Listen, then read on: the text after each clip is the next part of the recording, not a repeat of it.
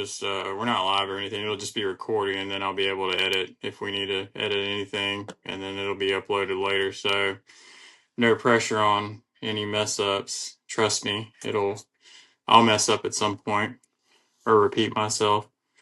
But yeah, thank you for coming on, Mr. Jeff. I'm Chris, back with Stand the Gap podcast. We're here on episode 4.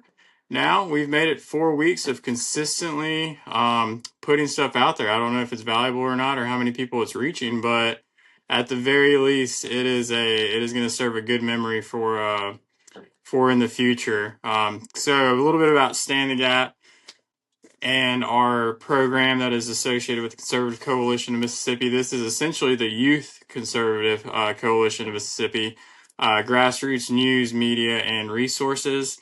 Mr. Jeff, a little bit about what Stand the Gap does. It exists to stand in the space between the foundations of our faith and the challenges of the modern world. Our mission is to bridge the gap between traditional biblical principles, today's cultural, political, and social realities, because we believe that God's word offers timeless guidance, not only for how we worship, but also how we live our personal lives, and also how we engage with government, participate in business, raise families, and serve our communities. Mr. Jeff is our men's group leader at Journey Church, where my family and I attend. He does a great job at that. We have an awesome men's group. I think I said one of the last couple of weeks that it's a place where, I feel that there's a group of guys that is behind me, and not just behind me, but that are all behind each other. And, being I think one of the younger guys in the group, we really want to pick up, I do anyways, want to pick up as much as I can to try to pass that on to guys my age and even younger. I was talking to somebody today that called me young, and I'm like, man, I just turned 36. I don't feel like I'm young anymore. But I know that a lot of this stuff, a lot of 18 to 40-year-olds, whether they're not involved in church or learn this stuff in school, they're not getting very reliable sources from social media, because there's just so much out there. And then a lot of stuff's AI generated. You don't know what's real, what's true or not anymore. And then the news are obviously, sometimes they're biased one way or the other. So our goal is to put familiar faces out there from whether it's me or you, because you have a platform as well. And we're going to have some aldermen on here. We're going to have some elected officials on here. We're going to have some business people on here. You serve in that capacity as well, running your own business, and also, like I've said in the past, just regular Joes down the road. I think I fall in that category, just a regular guy. But we like we talked earlier tonight. We all have a testimony that's very unique and to ourselves, and that's the one thing that we do have that we all should be able to talk about. It is what God's done in our life. So just knowing a little bit about Stand the Gap, if you would, just tell us a little bit about you, if you'd like, about your business, and just kind of what you do there for Journey, and how you got involved in that. And then I'll just lead you into the first question. I sent you some talking points. We might not get through everything, but we'll have enough to talk about at least. Just knowing what Standing the Gap, kind of is about, and where it came from. It's really a call to responsibility to young people, but 18 to 40-year-old, like I said, may not consider that young to some people. But tell us a little about yourself, and just kind of what it means to you personally, and how God has called you to do what you're doing. Well, for one, thank you for the moment. Thank you for the time. God has been working with me in my life. Oh man, I guess best way to put that is I have been fighting God for probably 25 to 30 years. How about that? He never wants to do it the way I want it to be done. He doesn't really care much about my opinion, apparently. So really, grew up in church. I was raised by my grandmother. Um, if the doors were open, we were there every Sunday morning, every Sunday night, every Wednesday. And grew up Knew every church story, the typical Christian growing up in the South. Um, then as I get into adult, have kids, I wind up teaching young kids in Sunday school. How hard can it be? Kindergarten, first grade, second grade, just moving up with my kids and having to sit there and dumb these stories down to where a child can understand it. For the first time in my life, I understood it. And it started a chain of events of really some life altering conversations with myself. And long story short, asked myself one hard question: if I died today, do I know for a fact I'd go to heaven? And I could not answer that question, with any sincerity. And that scared the living daylights out of me. And honestly, has through other trials and things going through my life, it's gotten me to where I'm at today. Um, wouldn't trade any of it for anything. Wish I'd have come to this conclusion much earlier in life. I'm jealous of these 24-year-olds who like, oh, I found I'm on fire for Jesus and I'm doing all these great things. Like, shame on you, Dadgum. It took me to 35 to get my life in order. But no, the looking back through it all, the wisdom that God has given me throughout all of this, the training that I've received. I mean, I really, for the past decade plus, that's what I do. My mission in life is to disciple other men. That is my passion. That is my call. I now accept that's what I was put on this earth for, and I want to use my life experiences and how God has worked with me to help other people, and that's where I'm at. That's great. Yeah, no, and you do a phenomenal job at it. So, one of the things you said, especially with children, I know for me, especially when having one, we thought we were teaching them. And like you said, you have to kind of water it down and explain it to them. And it makes you understand it more. And then once we adopted, and then we had four, and I was really repeating it again. And then we had kids that, had not been exposed to that at all.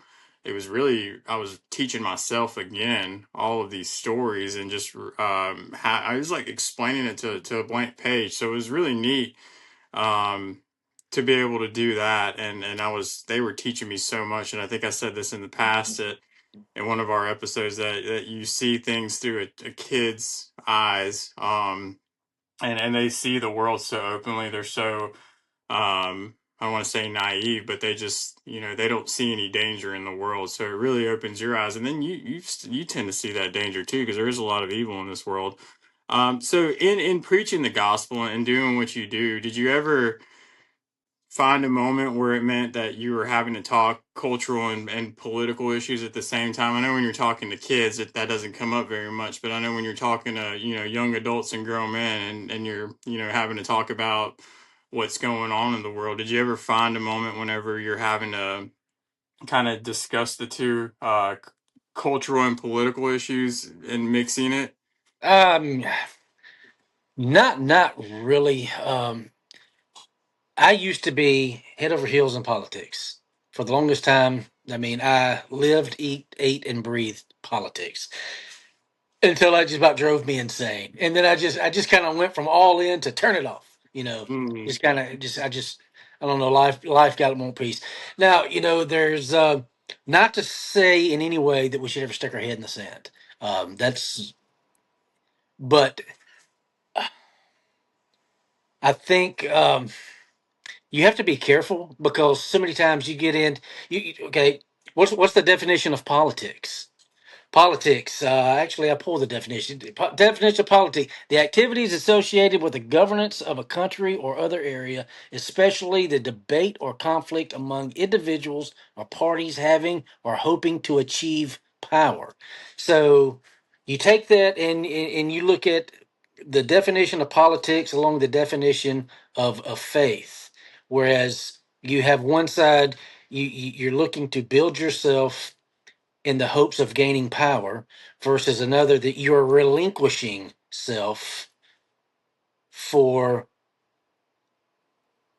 with the acknowledgement of I have no control, that God has got this. So you have to be careful when it gets to mixing of faith into politics, in my opinion, because while certain areas of politicalness, they are important, and we shouldn't shy away or hide from it. Um, we can't get too caught up in it and basically allow that to cloud the waters of our faith and of our spiritual journey. Because if you're not careful, you can wind up finding yourself serving two masters, and Scripture tells you all about how that ends. You just can't do it. Yeah, I was talking to a colleague today, and he runs one of the bigger nonprofits in the state, is CEO and president over there, and he said, I'm not allegiant to any party except God and Mhm. that party, and that's really what I've learned in politics is that you are fighting a lot of the time to convince somebody of your stance or of your position or whatever you were trying to push, whether it was a candidate or policy. And a lot of the time you're pushing division in a sense if you get too wound up in it, because that's what it is. It's saying you're either on one side or you're on the other side. And on this side, everybody's fighting for power and to try to get their message across or their points across. And then if you're on the other side, whether you have the majority or not, you're losing, and then you're fighting back, and it's just a constant back and forth. And honestly, most recently I feel like and I learned this in school too, that a lot of it was created to kind of divide us. And that being said, like you mentioned, it's stuff that we do have to be involved in, because I think that if we're not involved in it, and we just stick our heads in the sand, then we risk losing the ability to preach the gospel and to gather as a church, and to have those discussions out loud. So how do you balance, being someone that speaks and tries to minister to others, and the responsibility, with the responsibility to speak truth in public life? So obviously, it's easier to do in the church, but how do you balance that at work, for instance? Well, first you have to, I believe, you have to acknowledge who the enemy is. Mm, Who is the battle against? Too many times we look at the person in front of us, that's the enemy, the ideology that we're fighting against, and that's just going to cause more and more division, more frustrations, and more I'm just sick of peopleness.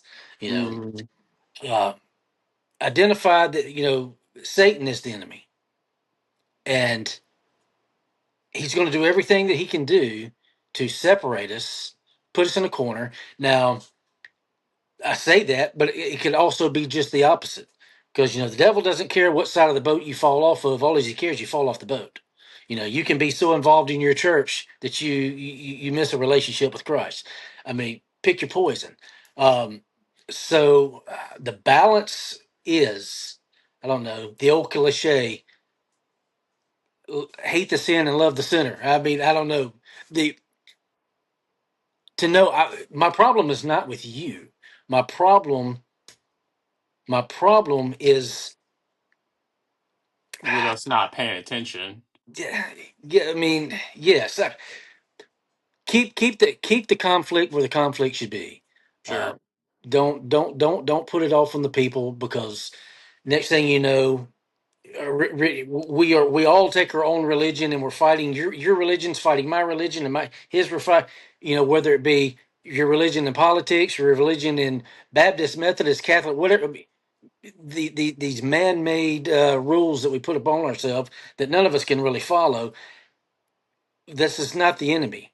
The enemy is what's behind it, uh, pushing the division. So just keep the main Mm, thing the main thing. yeah, that's what I've been hearing a lot, and really trying to, especially getting into this kind of work, and what we're trying to do now is there should, God should be the thing that we can all agree on. That's the one thing that we should be able to come together and talk about. And like you said, the enemy doesn't care what side of the aisle you're on. He doesn't care if you're Republican. He doesn't care if you're Democrat.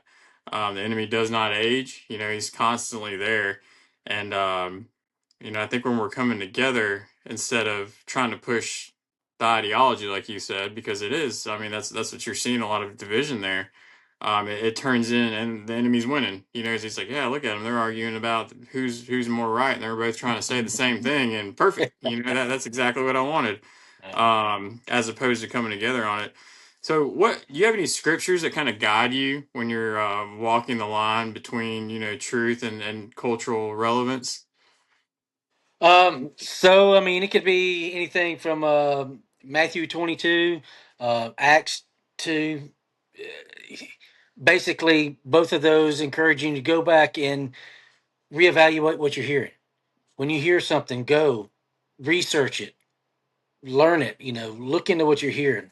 Um, and then when it's all said and done, read First Corinthians. To me, I try to have that to be my, I guess, my life's book. It's the love chapter. I mean, God called us all love God, love everybody.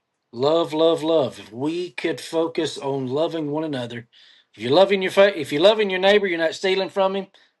You're not hijacking his wife either. So love everybody. Yeah, no, you're right, absolutely. So, what convinced you that from going you obviously been in ministry before and then leading groups now. What convinced you to just be, in the seat to actually coming out and saying, "Hey, I want to lead and I want to really it's breaking a silence because I think a lot of people will sit and listen and whether they don't feel like they're smart enough or worthy enough to get out and do that. It's kind of I feel like we're all called to do that. But what made you feel like it was time to say, hey, look, it's time for me to actually step into this world and to start ministering more? Um, Honestly, I mean, I wasn't given the choice. Um, I ran from it. Um, God found a fish, sucked me up, and brought me right back and spit me, on a hot seat. And really, I encourage anybody do something, make yourself scared. Just suck it up, step up, do it. And I mean, the first time, um, best example, the first time I went to, I was actually for a little while, I was the substitute preacher for a church down on the coast. And I only got to speak twice, but hey, I got to tag myself substitute pastor. So I go, and the first time I'm scared to death. I'm standing in front of this. I've never done this. Yes, I've taught classes in groups, but I've never stood behind a pulpit and delivered a sermon. I'm like, oh my god, these people are supposed to run me out of town. Who knows what's just going to happen? Mhm. And I mean, but when it was all said and done, I don't even remember what all I said, but I mean, the feeling afterwards of I don't know, just the feeling of fulfillment, if that makes any sense, of knowing, there's a calling in my life, and I just took a step forward, and I did it. I embraced the fear, and I stood up, and I just said, "Sure, I'll do it." And man, there's no other feeling like it. I mean, and God has used so many of these little instances like that, small things, big things, whatever, all throughout, just to show you, like, hey, here's a crumb, here's a crumb. See, you're on the path, you're on the path. And then at the same time, for so long, I guess shame on me. And part of my prayer, I say, God, just break my heart for what breaks yours.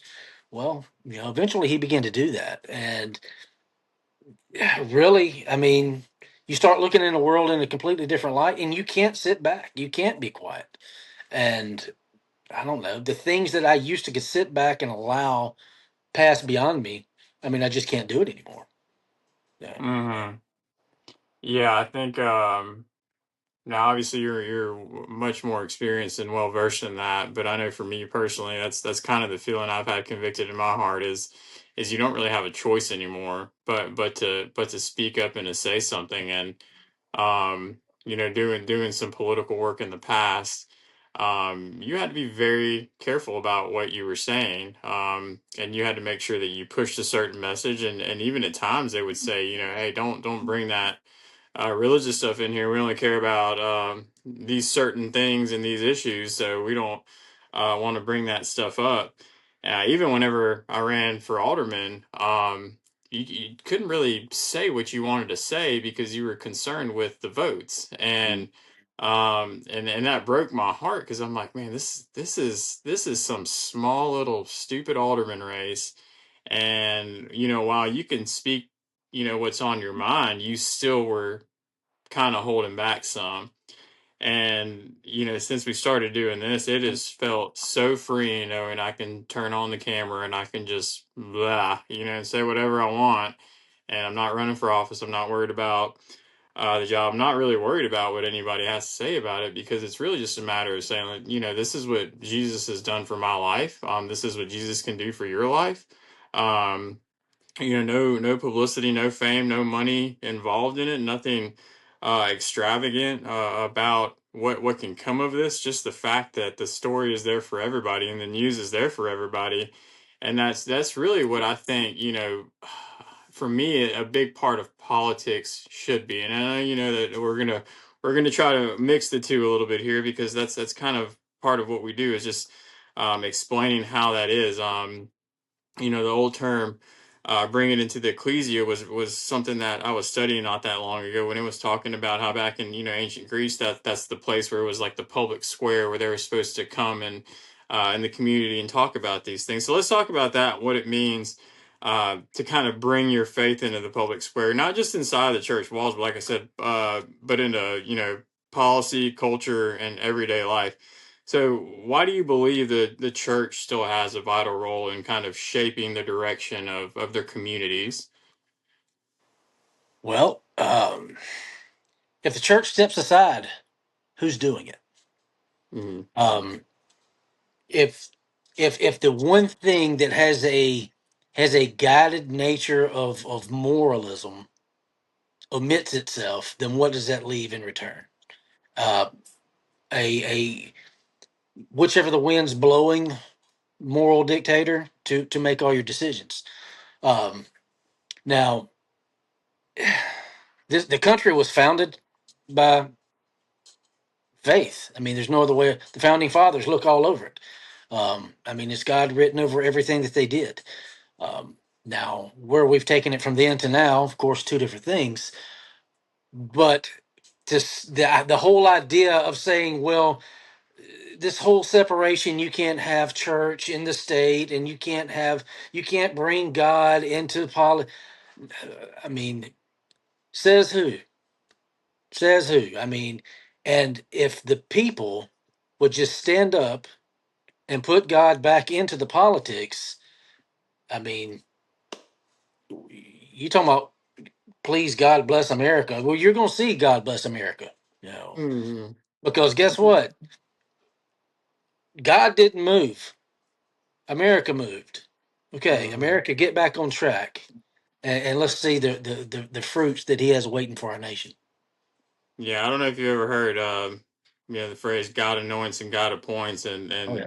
nations and countries just kind of, they get the leadership that they deserve, and just the way that things have been going. And you kind of answered my next question: is some people say faith and politics don't mix, and how do you respond to that? And you just kind of answered that. You've probably heard this a lot recently, and saying that, the most important thing we should be doing is, leading people to follow Christ. And the second most important thing is making sure you can do the first. And what does that mean? Is that, we have to protect those things, because if we aren't involved in it, like I said, you're not going to be able to have those rights. And like you said, America was founded on that. And like you said, we have moved so far away from that. And I think from just the cultural and the social issues that come up, and then we get so distracted too, and then the social media and all the stuff that's out there that is really, I think, made to be a 100% distraction from the enemy behind closed doors, doing that work that we haven't been paying attention. We For a long time we haven't been paying attention, and like you said, if we're not doing it, who else is going to do it? Well, the Well, other side is it's constantly involved in it. had you gone to one of our grandparents in their when our grandparents were in their 30s and 40s? Had you went to them and said, "Guess what? When I'm your age now, it's going to be offensive if you label somebody as a guy or a woman, you know, Hmm. because you can get these things confused." I mean, that whole thought they would laugh. They're like, "This is the craziest thing I've ever heard of in my life." But that is where we're at, and that is because basically, as a whole, and I'm not going to say by any means it's the majority. The majority has sat back and been silent, and it's time for the majority to step up and open their mouth and speak to start minding that gap here. You Yeah, have absolutely. the minority is sitting there and they're so loud and they've scared everybody to shut up. Hmm. Yeah. No, and that's again a good point of I think those are those cultural issues that have that aren't that important, but that have been so much spotlight has been put on them that it's like, hey, this stuff's important. You start paying attention to the different genders, if you will, and it's like what like that biological sex should have never been a that's not a question. There's just two. Um, and it makes me wonder, but how do you speak that truth when culture labels biblical conviction hate? Because then that's what it is. It's like, if you try to speak that, hey, there's just two, it's like, well, that's hateful, because you're not respecting other people's opinions and who they are, and it's like there should have never been that conversation to begin with. How do you defend that? Well, John 15, you know, what did Jesus himself spoke these words. The world hates you, keep in mind it hated me first. You know, Mm, if you belong to the world, it would love you as its own. As it is, mhm. you do not belong to the world, but I have chosen you out of the world. That is why the world hates you. So Yeah. if we are not embracing some version of that, then we may need to check the direction that we're moving. Um, because we're to be in this world, not of this world. And if the world is agreeing with everything, then we might not be on the right path.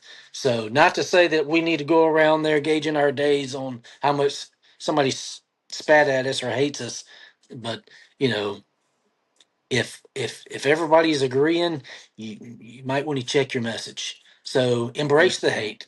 Don't fear it. Don't shy back. Speak the truth because the truth is love, and we should love everybody. And you're going to love them by telling them the truth. And that can come off a little, offensive sometimes, but I think that's what I said in our first episode was like some of this stuff's going to offend people, and that's fine.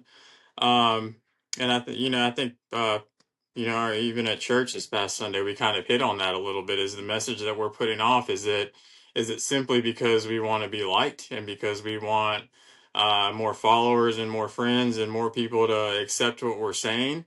That we're watering it down so much that honestly, you're going to be hated for speaking the truth sometimes because it offends people, because it convicts people. I know for me, especially, as a you know I don't want to say young man, young adult, whatever you want to call me, middle aged. It is very hard to swallow your pride, and admit that I am the problem, or I have been the problem. And that's really what, even speaking to guys my age, it's hard to do that because that it's going to offend somebody by saying, hey man, you really shouldn't be doing that. You really shouldn't be, you know, looking at those things or talking to those people or hanging with that crowd, because they're not going to like you. They're gonna be like, who is this? What are you trying to tell me what to do and who I am? And, it's not hurting anybody. But I think that's why so many people stray away from it, is just because it takes courage to say that kind of stuff. And I was thoroughly prepared going into this that people would say, that's not the same guy that I knew in high school. What is he doing now? And talking about this stuff, and they'll hate you even more just because you've accepted that into your life. And it's like, that's crazy, but that's what the enemy wants you to believe, is that it's not cool to surrender. It's not cool to be vulnerable and to lay it down and just say, look, I've learned that I can't do it by myself and that I do need Jesus in my life. So what does leading courageously look like for this moment, just for the entire church or body of Christ? I think you kind of hit on that a second ago. Um, I mean, Well, let me take that. I mean, I think, and if you don't mind just talking about it, it's a little bit of kind of what one of the projects you're working on recently is encouraging others to lead others, right? exactly. You know, just tonight, don't want to say too much. Don't want anybody to be offended if their name was involved or not involved. You know, have a group meeting with a group of men and a lady to start discipleship programs to where hey we walk through and you learn to be a better disciple, only to leave from that moment there to go find your own group to create disciples, then to go to multiply, to multiply, to multiply, and to multiply, basically putting faith into action. Uh, and yes, I mean, you're seeing a lot more of this. I mean, it's very encouraging to see today's youth. You're seeing more and more open faith in today's youth than I'm accustomed to see. I don't know if I'm seeing it more or if my eyes are just open to it more. I'm not sure, but I'm just everywhere you look. I mean, it's just I'm seeing more and more young people worshiping publicly. Um, I mean, in the sport in the world of sports, you're starting to hear it more and more, and it's just, I mean, it's great. Yeah, we can cherry pick what what we think they're saying or this, that, or the other, but it doesn't matter. It's happening, and it's all for a good thing.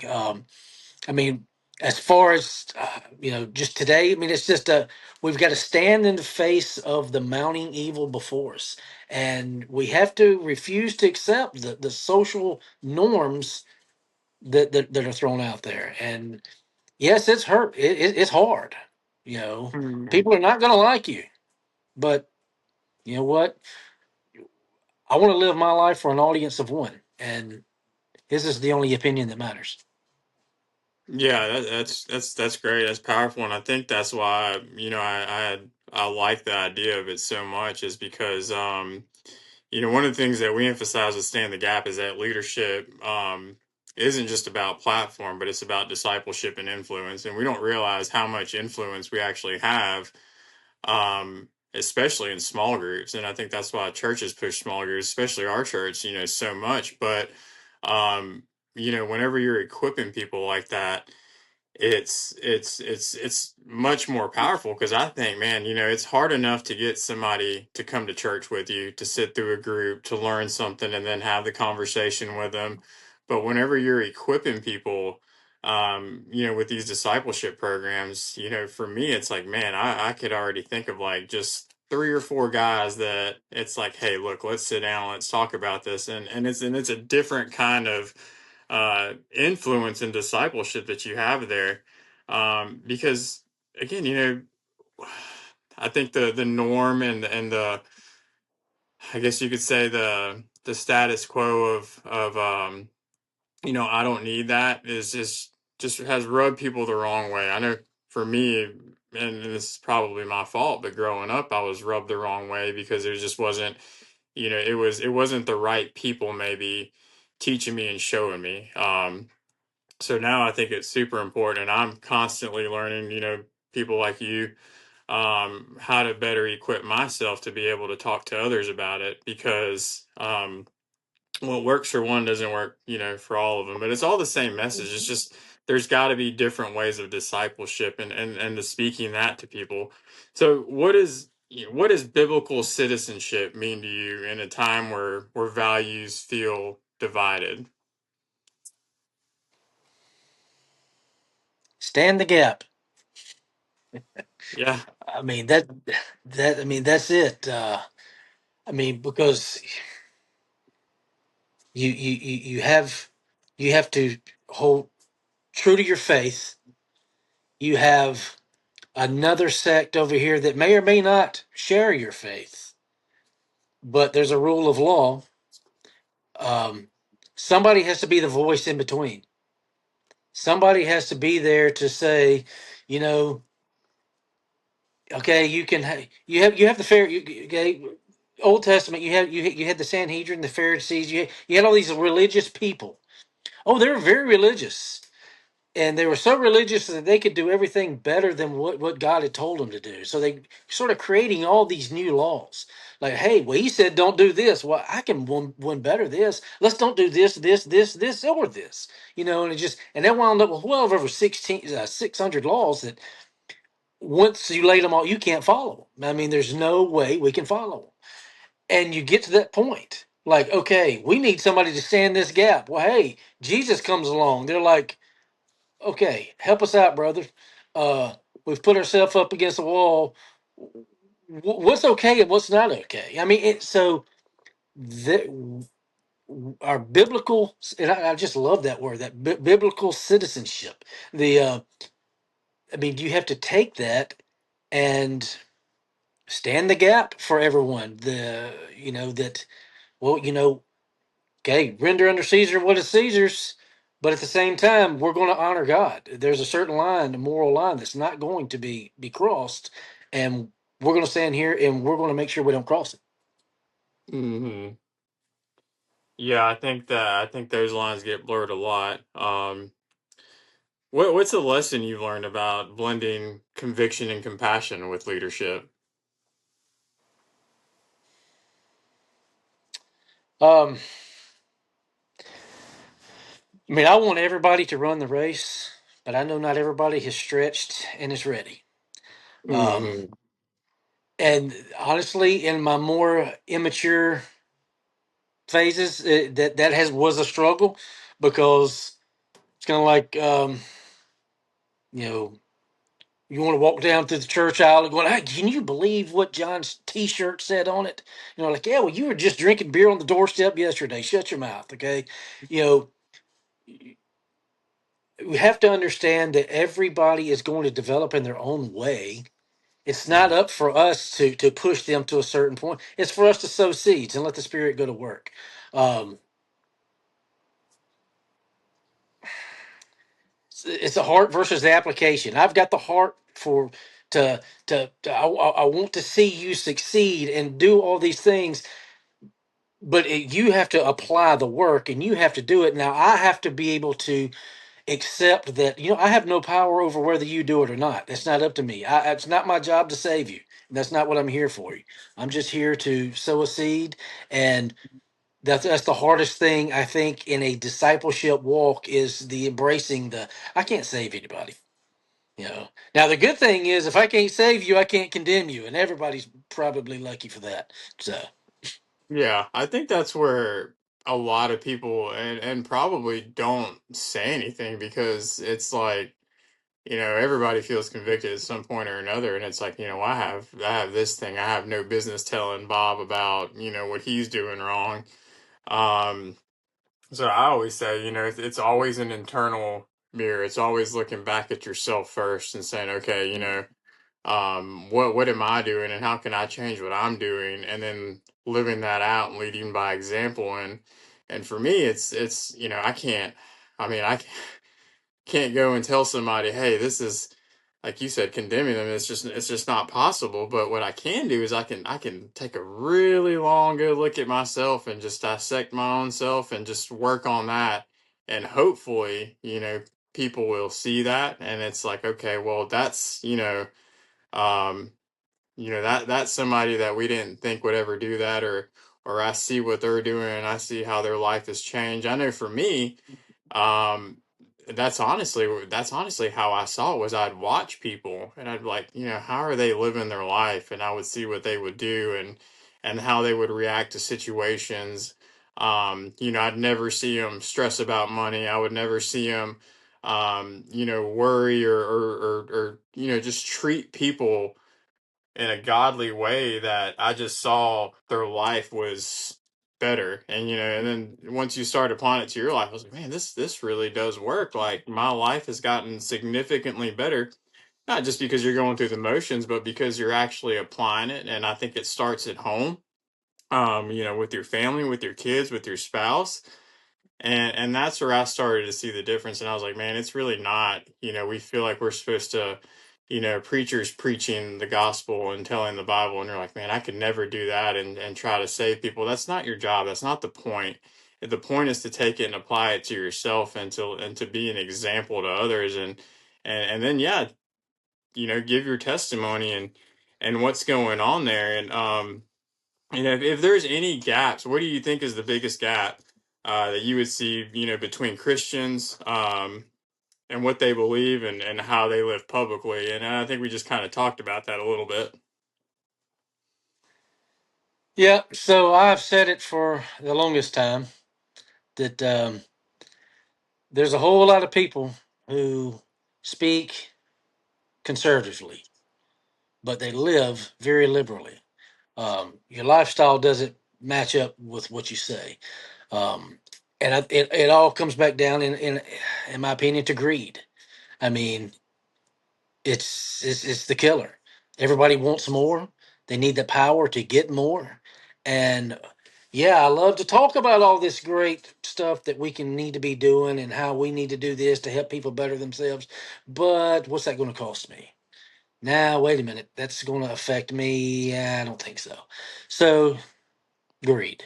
If I had to sum it up in one word, greed. Man, I'll be vulnerable for a minute. I had a moment today where, um, even with podcasts and the organization and everything we're doing, we've had um, so many open doors and just so many great things happen that you kind of get on a little high, if you will, of just like, man, this is every day I wake up and I'm like, Lord, if this isn't meant to be, just shut the door right now, take it away. I don't if this isn't about you, if it has anything to do with me, just take it away. I'll be fine with that. And another door will open, or it'll be another good meeting, or we'll have another something positive happen for that. But, in hindsight, I had something else happen that I was kind of ignoring and just kind of wasn't paying attention to. And it was really, honestly, it was so simple as, just believing, um, having faith in people that, would do the right thing or things would kind of turn out differently. And I stopped and I was like, man, were you like, were you being naive that you had such good faith in somebody changing or in somebody being different, and all these good things were happening and you weren't paying attention over here? And I just stopped and I was like, oh gosh, like, am it we're none of us are worthy to be speaking these things, I feel like. But at the same time we should be. But I just I felt like, man, every time something happens, I stop and I look internally and I'm like, wait a minute, what are you doing that you weren't paying attention to that led to this, that could have been different? Because all these things are going great and all these things are going well. Uh, and it was as simple as me just having good faith in somebody that something was going to be different that led to something, not so great happening. And and it was my Mm. fault, because I had faith that something was going to happen with someone and it just didn't. And like I said, it caused a little hiccup, and and that too shall pass. But I, I just instantly thought, like, man, again, God, if that's not, and I started to question myself. I'm like, if you miss that, like, but it was, it wasn't like it was a horrible, horrible thing, but it was like, if you missed that, are you ready to go and do these types of things and to speak on that? Because, like I said, if you're not living it and if it's just coming out one way and it's not actually portraying in your life, I had to stop and had to evaluate, like, man, is this really what I need to be doing? And then I had to think, but you're human, you're human, you're going to make mistakes, you're flawed. Um, Even though it was a mistake that I look back on, because it was my mistake and my fault for letting it go on that long, that I was hoping somebody would change and I was hoping something would happen, and it turned out it just wasn't what I thought. Then it kind of bit me, but I was like, you know what, that's where you need to pay more attention to that. You can't be so naive to the fact that if you're where you think you are, that should be even more of the reason why you pay attention to the things that you're doing and the way you're living it out, because other people are looking and they'll take advantage of it as well. I mean, and it becomes a thing They're of, waiting to pull it down. hmm and we've talked about challenges, so let's talk a little bit about hope. Where do you see signs of spiritual or cultural revival happening right now? I think you said it a minute ago. You see a lot of young people. You see it kind of across the country. You see people talking about it more publicly, and you see more things like this Exactly. coming about. Yes, I mean, I've spoke about it in one of our Wednesday groups. Okay, the tragedy of Charlie Kirk. You look at what has sprang from that. I mean, this movement, this nationwide movement, and I tell you, in the wake of these things, within the coming months, I mean, it was just, I mean, Jesus across the board, everywhere you look, it was a platform for Jesus, and I mean, it's just a sign that you know God's going to use. He's going to take everything the devil can throw at us, and he's going to make good out of it. Yeah, absolutely. That's what I really do believe, is that he has used and does use every situation for a better thing. And I've seen it. I know I've heard some people that are just kind of like, oh, well, it's just kind of a phase, or it's kind of uh, I don't want to say it a bandwagon type thing, but it's like, I think this is the bandwagon that we do want everybody to be on, and that's part of why we're doing this, is because you see that shift, and this is now that we have everybody's attention, especially right now. That's what I felt like. Okay, this is where we should be trying to help people understand that. But how do you personally stay encouraged when news feels heavier? Like you said, the incident with Charlie Kirk. I know for me it was, um I first had to step back.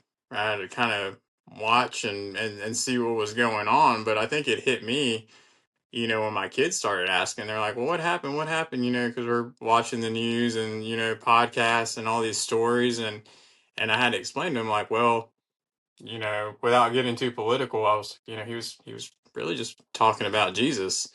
And then I was like, oh, crap, like we're in church all the time, and pastor's talking about Jesus, and we're talking about Jesus at dinner, and it's like, well, Dad, you're talking about Jesus. And then I had to go and do some memorials, and they're like, are you going to be okay? And we're like, well, you can't go. And it's just, it's like, do we stop talking to our kids about God? Do we stop telling them that it's okay to have these conversations, because they see that the enemy worked in daylight, the enemy worked in broad daylight, and did that. How do you stay encouraged whenever things like that happen? It really is hard. It is. Um, I mean, and with the position that God has me in life, I do. I get people's personal stories a lot, and they're typically not great ones, um, and it can be tough. And when it comes to the news, yes, I have a habit. I'll shrink away from it. I don't watch a lot of news anymore, and that's simply due to that. But when it's all said and done, it's a case of I don't understand, and that's okay to admit I don't understand. I don't know God's purpose. I know there is one. I don't know what it may be. I probably will never understand it because I probably half the time I don't agree with it. But I don't have to, and I don't have to worry about today because I know who holds tomorrow. And that's where I try to keep my focus is I know who holds my tomorrow.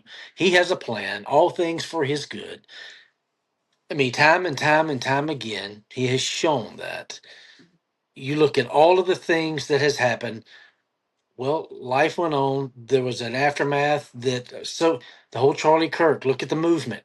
Look at how God is using that for His own will.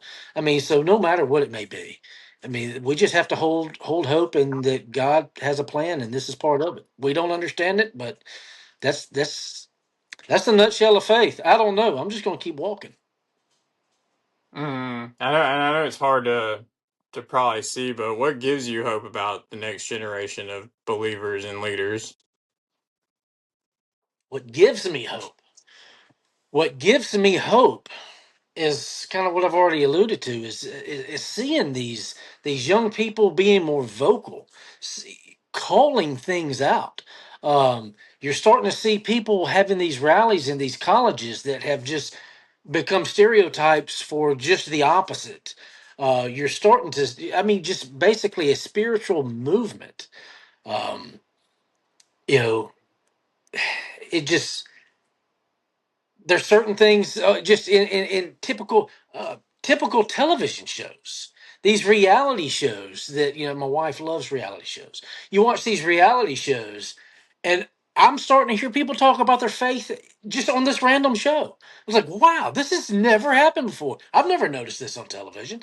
So what has always been the social norm to, hey, you can't say this stuff here, let's stay away, do not use the J word on TV, you don't do, well, now they're running to the camera professing Jesus, you know. And yes, Yeah. that's you know, take it for what it is, who it may be, or yeah, this person still may be lost, but you know what, they're proclaiming Jesus on live television. I'm going to take whatever I can get. Yeah, that was I actually shared a couple of posts yesterday. It was well, I'm not a big fan of California, but it was the LA Dodgers, and it was, I mean, man, you could just tell that the gospel was just alive and well in their clubhouse. I mean, these guys were, and it's like anytime they had a microphone in their face. I know one guy said, "Well, as long as you're here and you're sticking a microphone in my face and you're putting a camera in my face."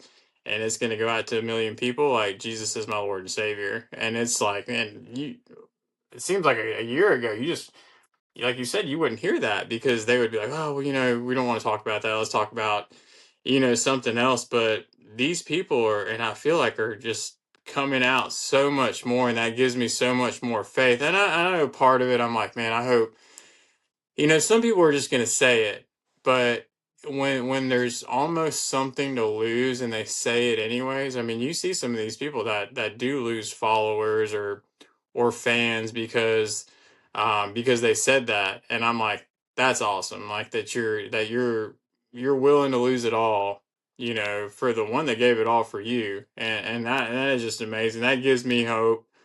Um, Anytime I see it, and that was part of my thing. I have no platform whatsoever, but some of the things that I've done and been able to go and do, I've said, you know what, if I ever get the chance to speak to any group, as dumb as I may sound, or if it doesn't come out right, at the very least I have my testimony, and to use my platform to tell those people about it, and to tell them to go use their platform, because I think that's just part of how we spread it. And so, what do you think, if revival begins in the church? What's the first practical step we have to take there? You mentioned it earlier. Look in the mirror. Take a long look in the mirror. Leave your pride at the door, and focus to be a audience of one right there. I mean,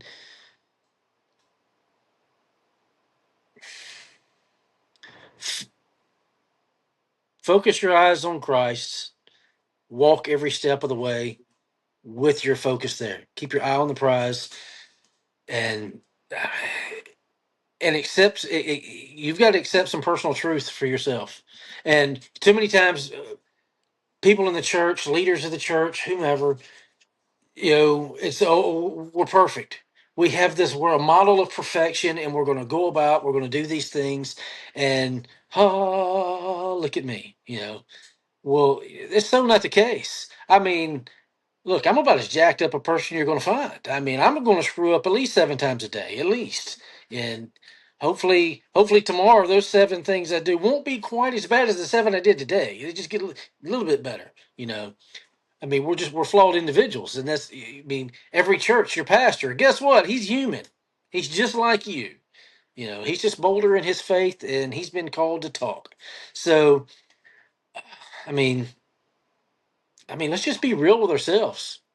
You know, everybody sings some Michael Jackson to themselves, and let's look at the man in the mirror. You got to start there, and you know, Yeah, no, you're that's where right. the church starts. I know for me, it's been a fun challenge, honestly. Trying to block out all of the stuff and just really concerned with waking up, thanking God, praying, um, focusing on, my conversations, my relationship with my wife, my kids, but you're more conscious of it whenever it happens. And I know it's harder in the workplace, when we have to play boss and we have to play, teammate or colleague. But I find it, more recently, it's a fun challenge to me. Even when something happens, I think me and Jennifer kind of had a little uh a smart snippet moment to each other earlier, and I was like, okay, like back up, like, let's, how do I make this right? Like, because and I thought, like, man, it'd be so easy right now to just, play the silent game to each other and just go about that. But we're so aware of it now that, man, that's just not what we need to be doing. And I know for her especially, because I mean we pray together a lot, and I'm like, okay, I'm like, I want to make this right. And I mean, as soon as I thought that, I think she came out of the restroom and just looked at me and she's like, is there anything I can do for you? And I was like, nope. Like, is there anything I can do for you? And it's just, it's self-reflecting because, whoever fell, we always feel like, oh, you wronged me or you did something to me. But, I think it's awesome whenever you can, we find it a fun challenge, like I said, to challenge ourselves to just be better for each other. So you said, you'll probably be messing up a lot tomorrow. I probably will too. How can our listeners be praying for you and what you're doing, and just kind of what's going on in your life? Um, Boldness. I mean, that's, I think daily. That's, I consider myself an above average bold guy, but I mean, I still have a struggle with that. And really, the struggle with the boldness is those that are closest to me. They're the hardest one to talk to. If I don't know you, I can tell you anything I need to tell you. The closer you are, the harder it is to have that conversation. I don't know. I mean, Mm-hmm. not quite figured that one out, but you know. So yes, I mean, just I don't know. Too many times, I think I use that. I'm not going to say I use it as a crutch, but so I don't know. I shy away from things God would have me do sometimes, just out of fear. Mm-hmm. Yeah. No, I know. I think some of the relationships, especially for me and family, because I think as your family knows you best and they've probably seen you at your worst, that's where it's hardest for us to really get a grip. And I know for me, personally, one of the things that I had to do was, have like a one-on-one conversation with people in my family to just establish, like, where are we, like, where are we as a family, and where are we, relationally, because if we don't have things right here, it's going to be hard for us to go out into the world. And I think when we have that backup at home, and when we know that we have that support system at home, it makes it a lot easier, um, to speak to others about it, because it is hard. The ones that are, like you said, the ones that are closest to us, it's a lot harder, to talk about.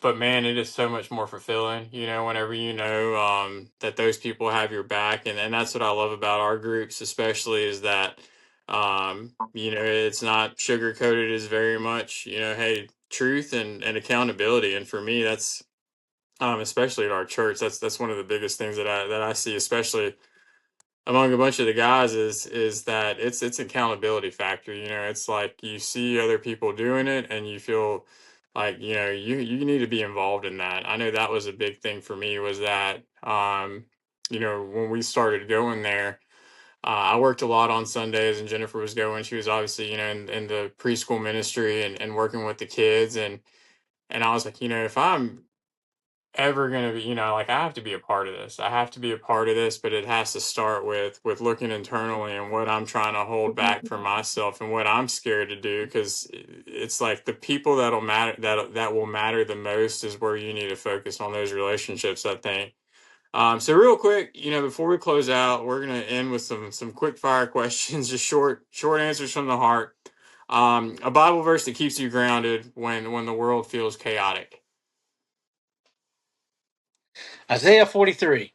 I have called your name, you are mine. Okay. A Christian leader or historical figure you admire for courage. Francis Chan. He's probably my biggest earthly hero. Okay, one word that sums up your mission right now. Discipleship. Nice. All right, finish this sentence. Faith meets real life when. The honeymoon's over. Yeah, amen to Faith that. is easy when it's all good. Yeah.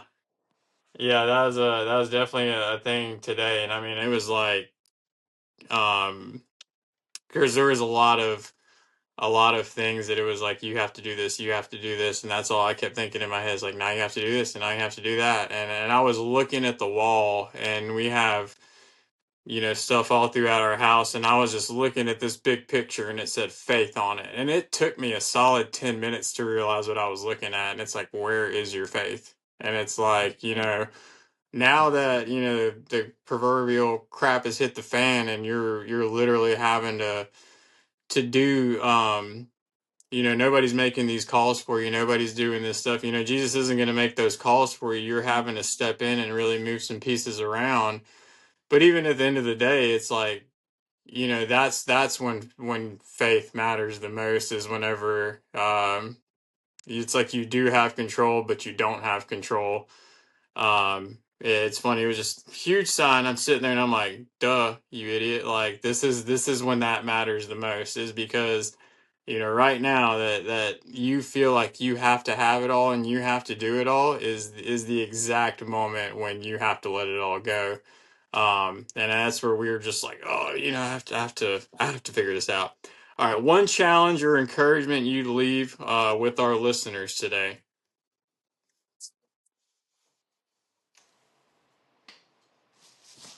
Printed out a paragraph. Jesus says you are deeply loved, a masterpiece and chosen by God with a unique and purposeful plan for your life. He also says you're a new creation in Christ, forgiven and no longer condemned, and that He has given you a new identity as a child of God. His message is that your true value is not based on your own self perception, but on His love and what He has done for you. Nice. Yeah, it's that's I think one of the things that, working with people, and I hear this all the time. They're like, well, what could I do? I'm a mechanic, or I'm, just, where it just, I do something very mundane, and I don't feel like I could ever do these things. And I think that's where the enemy tricks us. That's exactly where it's like, man, you you either have a wife or kids, you have a family, you have a brother, you have a sister. It's like, um be the best of any of those things that you could be, because you are unique, and God has created you for a plan and a purpose, and you have, the outcome's already there. It's just a matter of you being obedient, and you will be surprised as the doors open up for you, for what He actually has planned for your life. But when we trick ourselves into thinking like, I just do this, there's no, I thought that today. I was like, man, do I really have any business, like, continuing, like, to try to do this just because I made this one little hiccup? And it's like, yes, absolutely yes. That's exactly when you need to go, and that's exactly why.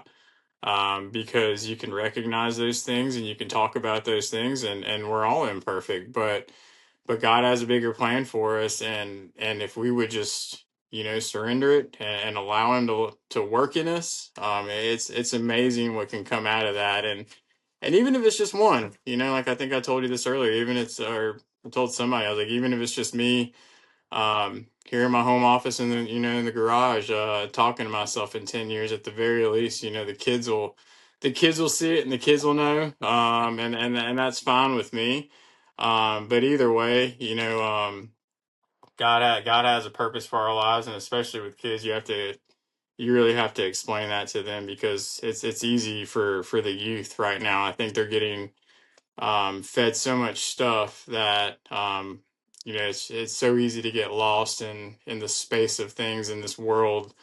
It's sad, but we need more people like you to continue to mentor people like me, so I can continue to mentor my kids. And I appreciate everything you've done. I thank you for your time. I really enjoyed it. I always enjoy talking to you. Same here, man. I thank you for your time. Grateful for your platform, and we'll be praying for you constantly. Well, thank you. Thank you. I will see you soon. And we're going to go ahead and log off. That was episode 4 of Stand the Gap podcast. Thank you again, Mr. Jeff, and we will see you all next time. Thank you.